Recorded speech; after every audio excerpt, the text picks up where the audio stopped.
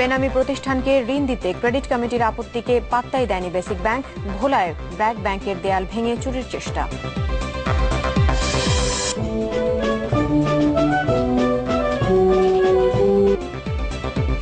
Beijing এর তিয়ানআনমেন স্কোয়ারে প্রধানমন্ত্রী শেখ হাসিনার শ্রদ্ধা সমঝোতা চুক্তি সই কাল। জাতীয় সংসদের প্রস্তাবিত বাজেটের উপর আলোচনা শুরু, বাস্তবায়নের ভিত্তি দুর্বল অভিমত বিশ্লেষকদের।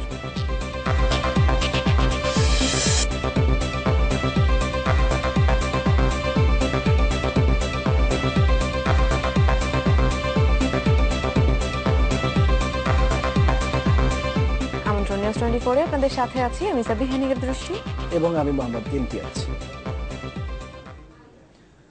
প্রিয় সন্তানের মুখে এক চিলতে হাসির জন্য বাবা মার কতই না চেষ্টা। তুলে দেন রং বেরঙের খেলনা, খেলায় মেতে ওঠা শিশুর দিকে তাকিয়ে জোড়ায় চোখ। কিন্তু কজন বাবা মা জানেন প্লাস্টিকের তৈরি এসব খেলনায় থাকা রাসায়নিকের কারণে বাধাগ্রস্ত হচ্ছে শিশুর শারীরিক এবং মানসিক বিকাশ।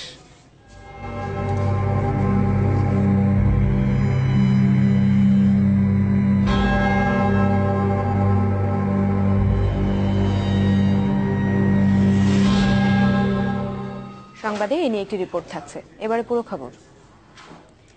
নাম নেই, পরিচয় নেই, তারপরও দিনের পর দিন দেয়া হয়েছে ঋণ।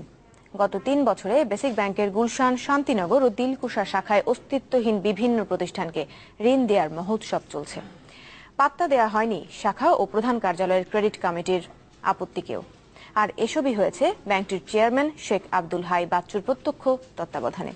বিশ্লেষকরা বলছেন, বেসিক ব্যাংকে যা হয়েছে তা কোনো ব্যাংকিং এর পর্যায়েই পড়ে না। এসব ঘটনায় জড়িতদের শুধু অপসারণই নয়, আনতে হবে শাস্তির আওতায়। বেসিক ব্যাংকের হরিলুট নিয়ে মজুমদার বাবুর ধারাবাহিক প্রতিবেদনের শেষ পর্ব আজ। বেসিক ব্যাংকে লুটপাটের এক অভিনব পন্থা হলো ভুয়া প্রতিষ্ঠানের নাম ঠিকানা ব্যবহার করে টাকা আত্মসাৎ। অস্তিত্ববিহীন এমন দুটি প্রতিষ্ঠান হলো ইএফএস ও মার্টেক্স। ঋণ দেওয়া হয়েছিল 95 কোটি টাকা। ইএফএস এর ঠিকানা টঙ্গীবাজারের মরিয়ম মেনশন, কিন্তু মার্কেটে খুঁজে পাওয়া যায়নি প্রতিষ্ঠানের কোনো অস্তিত্ব। তবে কাগজে কলমে প্রতিষ্ঠানটির স্বত্বাধিকারী মাহমুদুল হক চিশতির ছোট ভাই শামীম চিশতি জানান প্রতিষ্ঠানটি তার নিজ গার্মেন্টস অয়েলটেক্সে। কিন্তু অয়েলটেক্সের সিকিউরিটির ভাষ্য তারাও জানেন না এ ধরনের কোনো প্রতিষ্ঠানের কথা। আপনার গার্মেন্টসের নাম কি? ওয়ালটেক্স।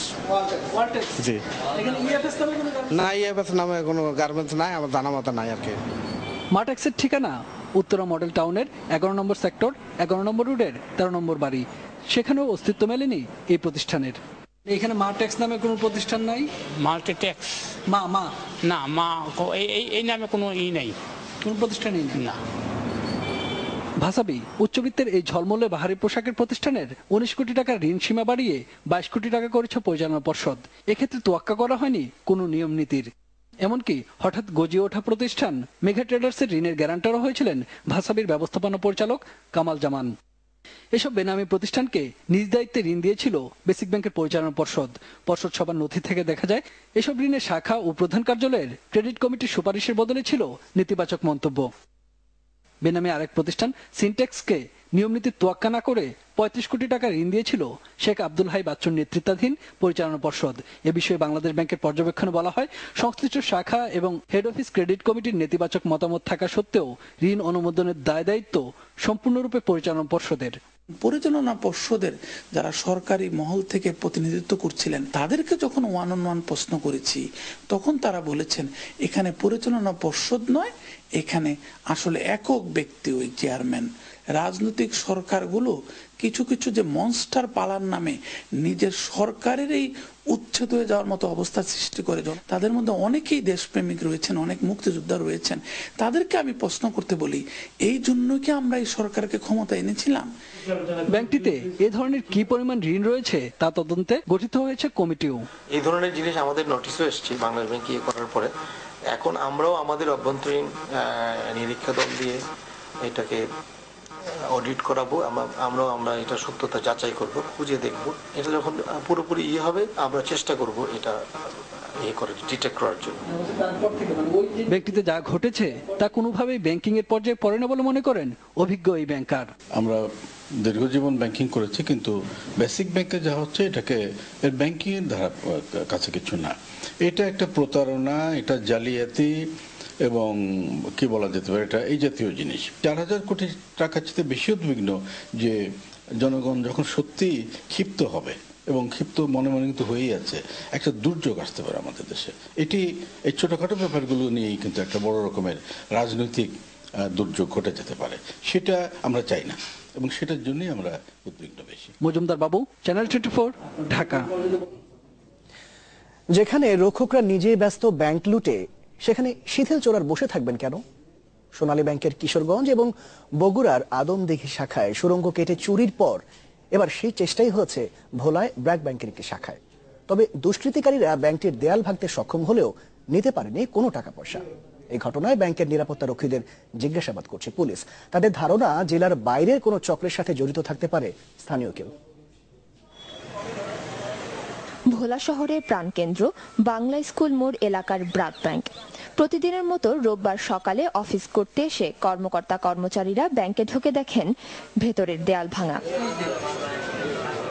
দেখেই বোঝা যাচ্ছে দেয়াল ভেঙে ভেতরে প্রবেশ করে ব্যাংক লুটের চেষ্টা করেছে দুর্বৃত্তকারীরা। এ ঘটনায় গ্রাহকদের মাঝে আতঙ্ক সৃষ্টি হয়েছে। আমাদের যে সঞ্চিত টাকা যে ব্যাংকে আমরা রাখতেছি সেটার কোনো নিরাপত্তা পাচ্ছি না, তাহলে আমরা কিভাবে ব্যাংকে সঞ্চয় করব? প্রশাসন যদি এই নিরাপত্তা জনিত কারণটা জোরদার করে তাহলে আমরা গ্রাহক উপকৃত হব, এবং যেখানে আমাদের কষ্টার্জিত সম্পদগুলো থাকে আমরা যেখানে গুচ্ছিত রাখি, সেই ব্যাংক নিরাপত্তার জন্য ব্যাংক পুলিশ গঠন করব। খবর পেয়ে পুলিশ, ডিবি ও সিআইডির কর্মকর্তারা ঘটনাস্থলে পরিদর্শন করেন। ভোররাতে ব্যাংকটি লুটের চেষ্টা হয়েছে ধারণা আইন শৃঙ্খলা রক্ষা বাহিনীর। ব্র্যাক ব্যাংকের পিছন দিয়ে দেয়াল ভেঙে ব্যাংকের ভিতরে ঢোকে, এরপরে চেয়ার দিয়ে ক্যাশ কাউন্টার টপকায়ে দিয়ে স্ট্রং রুম বলে যেটা ভল্ট, সেটা ভল্ট ভেঙে ভল্টের ভিতরে ঢোকে, কিন্তু সিন্ধুক ভাঙতে পারে নাই, কোনো টাকা পয়সা নিতে পারে না। ওখানে যারা সিকিউরিটি ছিল তাদেরও গাফিলতি ছিল। এ চেষ্টায় জেলার বাইরের কোনো সংঘবদ্ধ চক্রের সাথে শহরের কারো হাত থাকতে পারে বলে মনে করছেন পুলিশ। তবে আমরা সিকিউরিটি পিপলকে জিজ্ঞাসাবাদ করতেছি। আমাদের সন্দেহ যে কোনো বাইরের কোনো স্ট্রং গ্রুপ ভোলার একটা গ্রুপের সাথে মিলে এই কাজটা করেছে। ভোলা শহরে এই শাখায় 2010 সালে ব্যাংক কার্যক্রম শুরু করে ব্র্যাক ব্যাংক।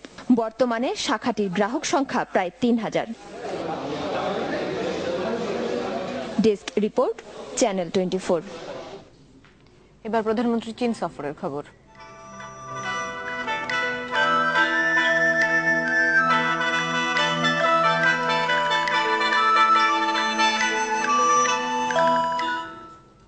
চীনের রাজধানী বেইজিং এর তিয়ানআনমেন স্কোয়ারে পিপলস হিরোজ মনুমেন্টে শ্রদ্ধা জানিয়েছেন প্রধানমন্ত্রী শেখ হাসিনা।